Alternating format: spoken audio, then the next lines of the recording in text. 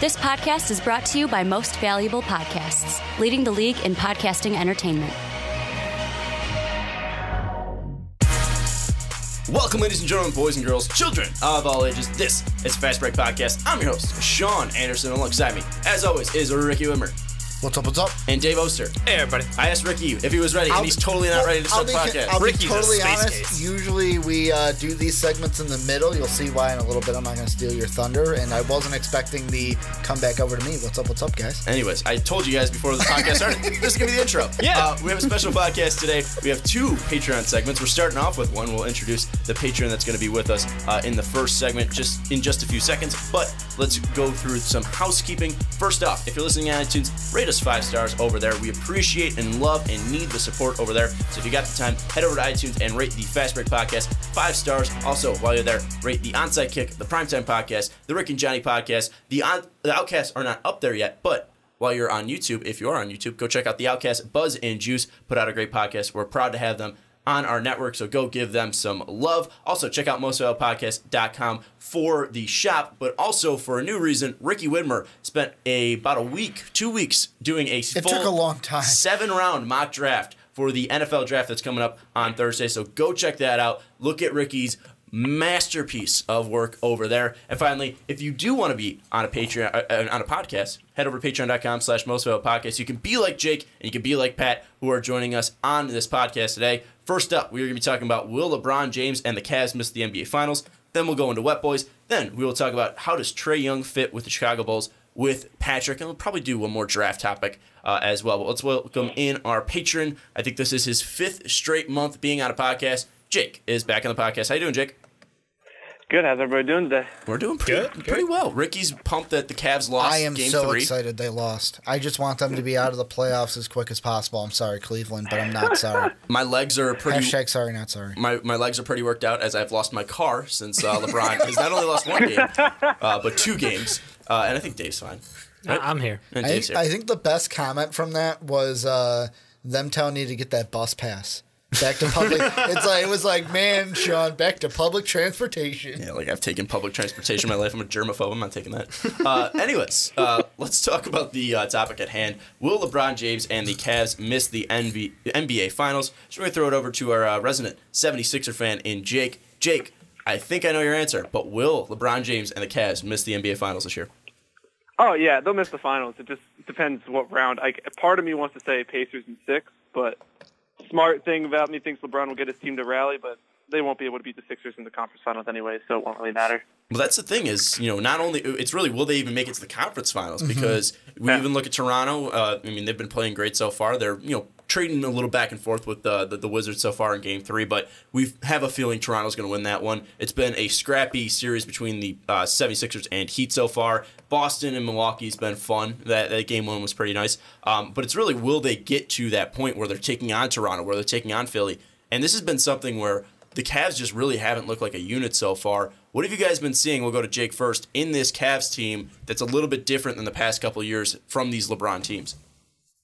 They're just struggling to shoot the 3. Today they shot 31% from 3. They're not getting to the free throw line enough. They only had 16 free throw attempts, and we all know that the refs love LeBron, so all he's got to do is create contact and he'll get to the line. You saw that at the end of the game. Do you want to show us that the games are rigged? Did you not see some of the foul calls at the end of that game? That was insane. But, the Pacers aren't shooting the ball from 3 either. They only won by 2. I just don't think LeBron – he dropped 46, was it, in Game 2, and they won by single digits again. It seems that he has almost no supporting cast. And, George Hill and Kevin Love were the only other 2 people in double digits today, and you're not going to win a series like that. Well, and you hit the nail on the head, and you're thinking the same thing. It's not often Jake and I are on the same wavelength, but to me, there's one easy, and this goes for the entire playoffs. There's one stat that I can look at on the box score, and for every game except for 4 now after the Cavs game, the team that makes more of these will win, and that's 3-pointers. That sounds like no duh, that'll happen, but every game except for this one that just ended, the team that made more threes won the game in the end. And the thing that I think about this Cavs team, Game 1, you had a LeBron that's like, you know what? I'm just going to take a step back a little bit. I'm not going to go beast mode. I want to see what this team's got. They lose to the Pacers. Then LeBron in game 2 says, I'm going to step it up. Score 16 straight points to open up the game. Yes. They only win by 3, though. And then in this one, we were all talking before because we recorded these segments a little out of order, they were up by 17. And I mentioned it to you, Sean. You were like, oh, they're up 17. At half, yeah. We get done with that segment. Oh, the Pacers are now leading. Or it was like, oh, Cavs now up 2. And you're like, what? Cavs are only up 2? Like, if I'm Cleveland, I'd be worried about this season before you start thinking about the Raptors or the Sixers or whoever you're thinking about in the second round or even the Eastern Conference Finals. I don't think they get out of this series. I think the Pacers, Jake says he wants to. Right now, I am changing my prediction from last week. Pacers in 6. Pacers are going to win this series in 6. Dave, do you think Ricky is being a little bit too reactionary? Because Jake, I'm going to take it as Jake just being Jake, and he's going to say... Jake's a little biased, yeah, maybe? Take a little hot takes as he wants. No, He wants LeBron in Philly as soon as possible. No, not just that. I'm with that also. They lose this round. LeBron's going to Philly, no duh. But the thing with the Cavs, you guys think about you've been on the LeBron to LA train for the past 9 months. I know, but that's dying down. I'm more so jumping on the Philly train now because they're actually going to go places. But the thing with this Cavs team you got to think of too, what's the one thing they had last year that they don't have this year? A point guard? Kyrie Irving is what I'm thinking of, but kind of in the same vein of like, this team is worse than it was last year. When your secondary scorer is K Love or J.R. Smith, not the same as it was last year when you had Kyrie Irving as your second scorer. That's why I'd be worried if I was the Cavs. Don't disrespect J.R. Smith. Dave, I love the respect there. I love it. Is Jake and Ricky being reactionary here? Is it just because the world's crumbling down, LeBron's down 2-1 in the series, or is there something serious here? Are LeBron and the Cavs in a dangerous threat right now after 3 games? Yeah, 100%. If you have been watching the series, you know it's a problem. You know that it takes a heroic effort out of LeBron to win a game. And like Jake said, it wasn't even like he dropped 46 and they still won by single digits. It was a close game down to the wire. Honestly, it depends on how hard LeBron can go these next couple of games because this could be the end of his time in Cleveland. This could be something where as soon as he clicks in and this offense starts running better, maybe this is just them, finding the right page, getting out there together, and we could watch a different Cleveland Cavalier team as they transition out of this first round into the second round and so on. So I think, yes, as a Cavs fan, you should be worried. Yes, as a fan of LeBron James being, the Eastern Conference guy every single year for the past decade, you should be worried because this team is not playing like a team. This is a team that Ty Lue has no idea what he's doing as a head coach. They got all these, individual role players. And even then, it's like literally square block, round hole. Like, how are you fucking this up, Ty Lue kind of situation? Because you can't play call for them. You can't put out a decent lineup night in, night out. I just don't understand.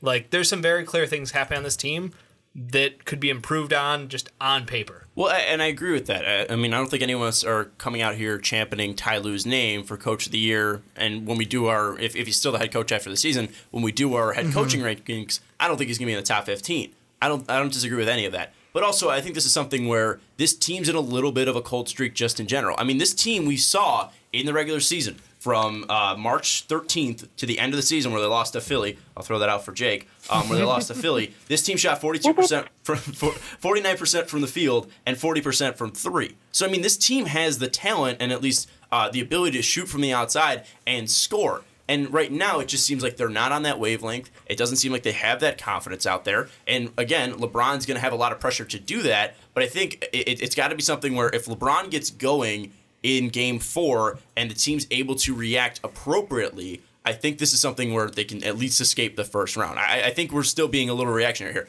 If they go to a 3-1 hole, that's a completely different story. But if LeBron and the Cavs are able to tie this up 2-2, I think LeBron has the ability to just win this series and get to round 2 and survive and advance to at least try to take on Toronto. I think, again, this team has been on a cold streak. I think everything does look bad right now, and it's obviously the worst time to go on a cold streak in a 7-game series. But I don't think this is the end of the world here. I'm not ready to say Pacers are winning this series. Well, it's for me, I'm on that other side, obviously, but it's also like, you know how the win predictor that they have like for games now and for series, when we did our playoff predictions, I sat there and said, I am picking the Cavs in this one. I said 5. because I gave the Pacers a game, and I said I wouldn't be surprised if there was a small chance that the Pacers could win. And I asked that question. That's when Sean bet his car that he doesn't have anymore. But, I mean, to me right now, after these 3 games, if you ask me now who's winning, I've completely flipped the script where it's like the Pacers are now my favorite, and just because the Cavs have LeBron, they have a small chance to get out of this into the second round. Jake, I'll throw that. You can kind of bounce off that a little bit. Do you think it's just the Cavs being cold, struggling, or do you think the Pacers do have the edge in this series? I mean, I think it's a little bit of both. Almost, I kind of agree with Ricky again, which I don't know, it's shocking. It's weird to say. I know. Just embrace it. Embrace it, Jake. Yeah, I mean. Okay, if you look at the Sixers, I'm going to take the Sixers series as an example. If they're shooting the threes in Game 1. Sixers shot 64% from 3, and the Heat shot 46. And they're consistently shooting almost around 50%. In the game the Sixers lost, they shot 19% from 3. If you look at today, the Pacers and the Cavs both shot 30% from 3 exactly. So I don't think either of these teams really have, like, it was 92-90. Neither of them have the high-powered offense that it takes to get out of the East, and the Cavs are struggling with a team like this. And there was also that play at the end of the game where they turned the ball over, and LeBron didn't even run back on defense. He just stood there in the paint and just looked what the play happened, and they got a wide open 3 by Bogdanovich because he was the best player on the court tonight, and he just took the 3, and LeBron was just standing on the other side of the court, not doing anything, not hustling back on defense. So it almost looks like he lost interest towards the end of that game, and he was frustrated and he didn't know how to handle it well, or I've really never seen that out of LeBron. He's usually pretty well composed, and he's always giving 100%. And it did not look like that. I mean, just hearing Jake say, oh, he's usually well composed, in post-game interviews, but, like, how many times have we heard whether it's the Hurds or the Stephen A. Smith we've seen this kind of behavior before out of LeBron, where it's like, oh, I'm going to give up this because he's not happy and wants to change it. But I think that, like, for me, I'm looking at this now going, it's with LeBron, and does he want to expend all that energy to get out of the first round? Obviously, you want to win games, but it's like, am I going to kill myself just to lose to the Raptors? Like, that's how I'm thinking as Ricky, not as LeBron. I don't know. Looking at LeBron, I mean, he's literally been in the spotlight for the past, 15 years of his life? I mean, we've never... I mean, longer than that. Yeah, whatever. 2013. 15 in the NBA. Right. But I mean, you're right. I mean, he was on the SI cover even back when he was a high schooler. 15, 17 years of his life.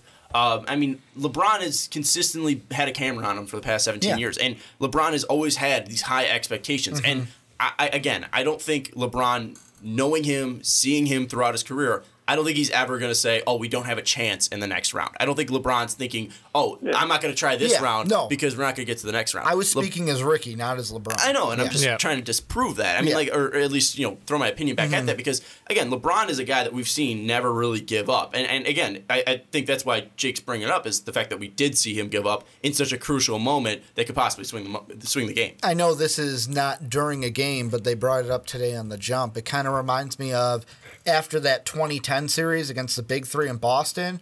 Boston moves on to the finals. LeBron James rips off the jersey, and everyone's like, oh, my God, is he going to leave? And then he ended up leaving and going to Miami. Yeah, I was going to ask if you saw similarities of the end of his time with Miami as well. And the thing, too, with this series is, did you guys hear what Oladipo said after Game 1? How they got the little chip on their shoulder, especially him, with the Dan Gilbert comments of, like, they were going to trade for Oladipo. It was in ink. And then it's like, oh, Paul George pulled out of it, so we're going to ship him over to Cleveland. Well, they had the opportunity to draft him, too. Yeah, that too, where I guess Dan Gilbert really wanted him, but the big wigs in Cleveland wanted him to go with AB, who that didn't turn out at all with Anthony Bennett. Not quite. So you've got one team in Indiana. You've got one team in Indiana that's got really, to me, nothing to lose. If they lose this series, whatever. You lost to the King. It was expected. Nothing to lose, where Cleveland and LeBron, they got everything to lose. They lose in the first round, we will be remembering this for, I'm not going to say decades. But lock it in, but Ricky. for years, we will be talking about, like, hey, remember that year that LeBron got bounced in the first round? I think it's going to be something, if he leaves, then that's going to be the thing that pushed him out of Cleveland again. Remember the fact that Paul George couldn't beat LeBron James, but Victor Oladipo knocked him out in the first round? God. Victor Oladipo, the face of the Pacers. Remember, George Hill was on that Pacer team, too. Now he's on that Cleveland team. Yeah, you know who else was on some of those teams? Roy Hibbert. Where's he at? Washing cars. Lance Stevenson. You know who's still there? Lance Stevenson. Yeah.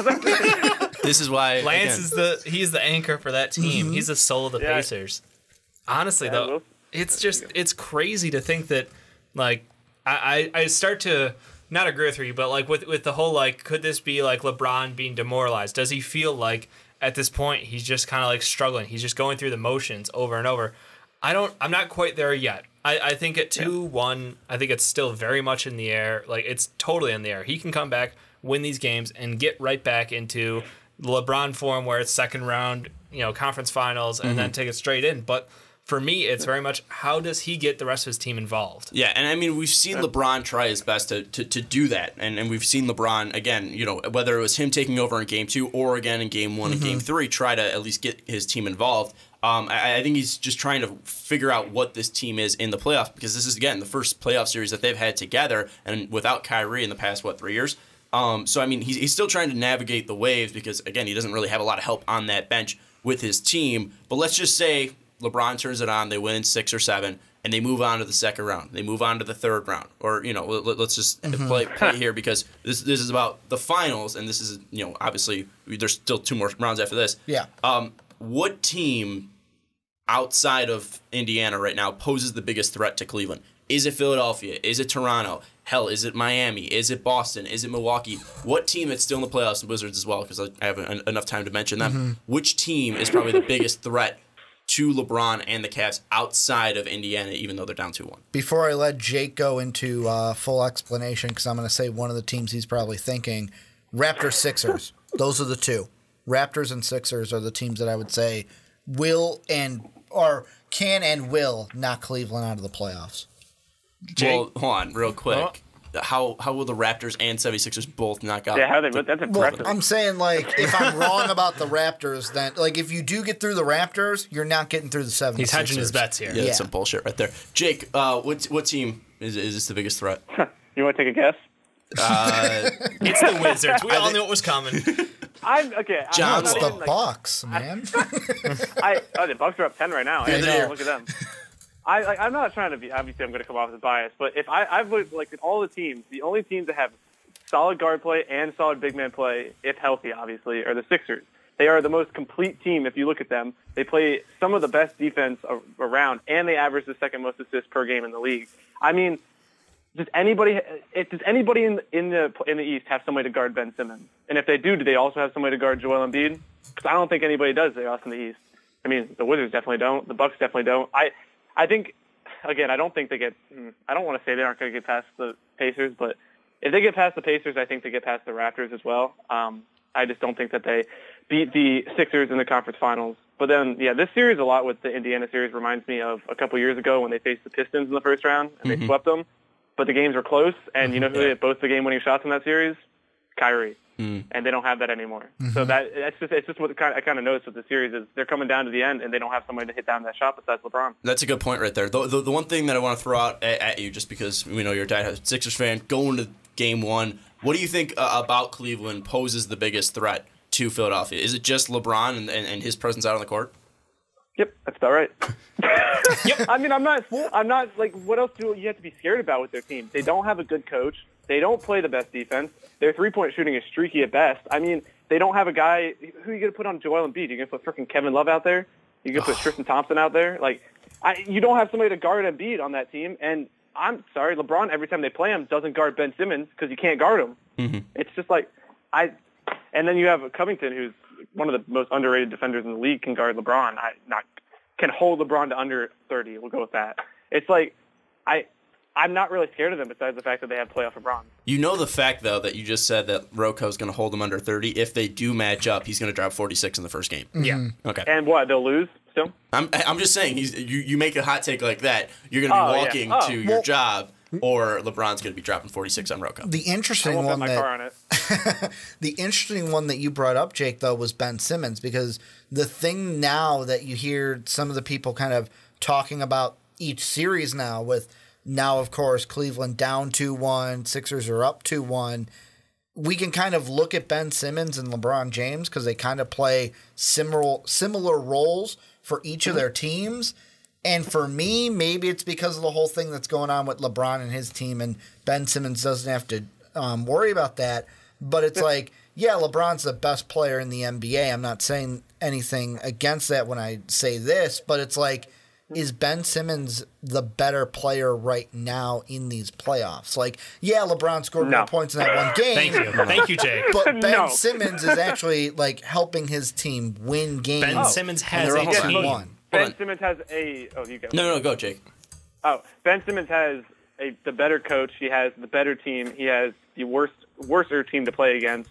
He also, LeBron put up, I don't even remember what the stat line, it was like 46 46 and 12 in the second game. But you can't sit here and tell me that Ben Simmons has been better than LeBron in the playoffs when LeBron is almost averaging a triple-double and put up 46. You can't tell me that. The thing is, and I agree with Jake, it's just the fact that you have a guy that's winning games, and that's 2-1, and it looks like he's having such a great, you don't expect, Ben Simmons as a rookie to come out and do exactly what he's doing right now in his first playoff series. But LeBron, who's been to 7 straight finals, who's been in the playoffs for the past 13, 14 years, whatever it's been, you don't expect his team to be down 2-1. This guy hasn't lost a game 1 in 21 straight series. So I think that's the biggest thing. I think that's why that's coming up in your mind, is just because Ben Simmons is exceeding expectations and LeBron's team is under-exceeding expectations. And some people even take that as LeBron, not performing up to LeBron's ability, but still, I mean, this is LeBron James here. I mean, I understand that one team's winning and one team's up 2-1 and one team's down 1-2, but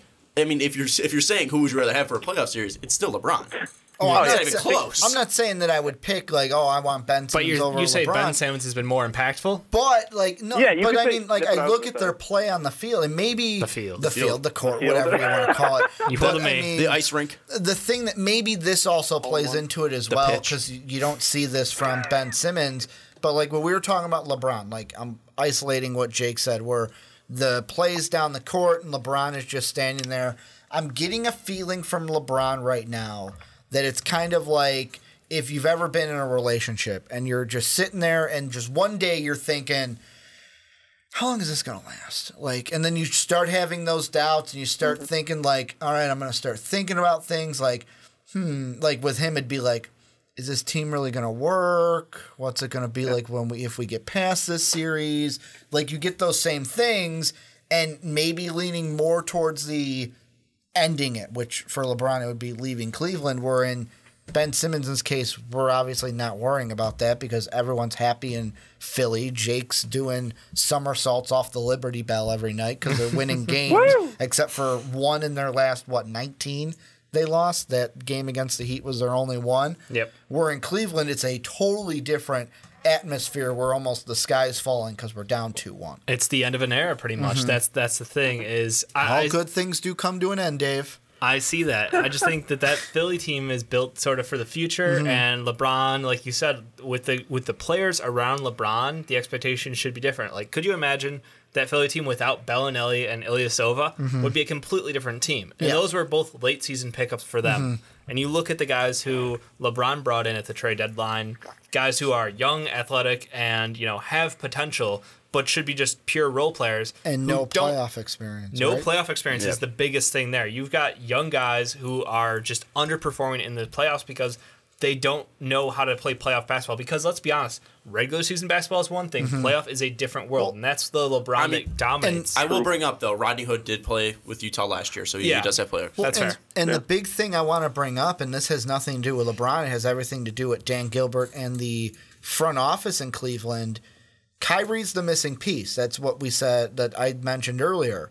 It's not like you lost him to free agency. This offseason, you traded him. You chose to be fair, what's Kyrie doing right now? I get that he's injured right now. With this injury. He said, I will take off a year to go get this fixed if you don't move me. And guess what? He played on it and got hurt anyway. Well, with Celtic doctors who don't know what they're talking about anyways, right? Look at IT. The whole IT scandal that they are not scandal, but they had him play on the injury and he was injured. It was his decision. It was something that he knew was hurt in the first place, and he played on it. And guess what? Have to have surgery anyway. So I don't know that the Cavs necessarily would have had him healthy for the playoffs anyway. Well, I mean, I'm not saying that. I'm saying you didn't have to. It was one. You had to. I didn't think he was forcing his way out. He was, but it was one of those things where if you wanted to stand strong, you could have. It was. My point is, it's not like Kyrie ultimately chose to leave. You chose to trade him. You were the one to pull that trigger. But A, would he be healthy? And 2, would he care? So, I mean, that's the thing is you'd rather move those pieces to get him out to have guys that at least are trying. They're not as talented, and you don't have the parts that equal that whole of Kyrie Irving, but you at least have players that want to be there, or you think want to be there at least. I mean, IT didn't want to be there, and that's why they moved him. But again, it's just something with Kyrie. He didn't want to be there. They had no choice. I'm not blaming this on the Cavs trading Kyrie Irving. I'm just blaming this on this team isn't talented. As talented as we thought they were, and they don't have that cohesion that they did last year. And again, and what started that? The Kyrie trade. You can blame Kyrie. You can blame the front office. They're in this situation because of the Kyrie. Started. They're in the situation because of the Kyrie trade. Yeah. You're not wrong, but it's not because of the Cavs saying we need to trade Kyrie. Kyrie put them in that situation. Yeah. Anyways, we got to wrap up the segment. Final things is really answering the question: will LeBron James and the Cavs make it to the NBA Finals, or will they not be knocked out? Jake, give us the 76ers answer. Yeah, I'm going with the Sixers getting swept in the finals by the Warriors, but yeah, I don't think I'm going to go out and say there that they make it to the conference finals still. Interesting hot take though, saying the Warriors it's sweeping them. Do me and Jake have the same NBA Finals? You do. Okay, I'm changing right now. Give him a game, Jake. Because I had the Warriors Minnesota. beating 4-1. I'll be there. There you go. All right, Dave, will the LeBron James and Cleveland Cavaliers make it to the NBA Finals? Nope. I got them falling out in the East. It's weird. East where? Probably, most likely to Toronto. Unlikely, but potentially to this Indianapolis team. I like them. I think they're fun. But at the same time, it's LeBron James. I can't picture him losing the first round. So until it happens, I'll say second round. But I trust Indy. Book it. Next Friday, we're going to be sitting here. We're going to be joining another patron in. I think William is going to be on that one. And by that time, we will be saying Pacers moving on to the second round. And we'll be like, where's LeBron James going? Yep. Because that's what we're talking about. Philly!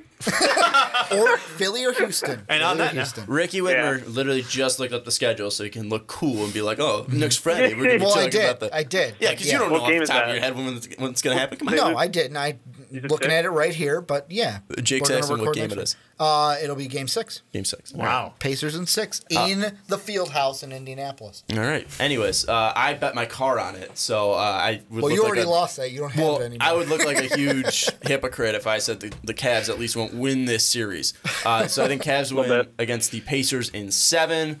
I'll take them over the Raptors in 6. Sorry, Toronto. And sorry, Jake, but I will take the Cavs in 7 over the Philadelphia 76ers. So I will say right now, yes, but that's because of the situation I put them in last year. And I have nothing to bet. I don't have a house. I don't have a car. I'm okay. screwed. I was you like, don't have a car, I was like, was he totally going to just ignore what Jake said? Do a bet. I can't bet anything. We can do something. All right, Jake, what do you want to bet? After May 5th, I can shave my head. Oh, I'm not shaving my head. Oh. I'm not making that bet. I don't think he wants to bet. I love the shave the head bets. I'll come up with a bet. Okay, all right. We'll DM on Twitter, and then we'll come back next week with the bet that Jake and I will have. But, Jake, we want to thank you for being on the podcast. If you want to be like Jake, head over to patreon.com/mostvaluablepodcast.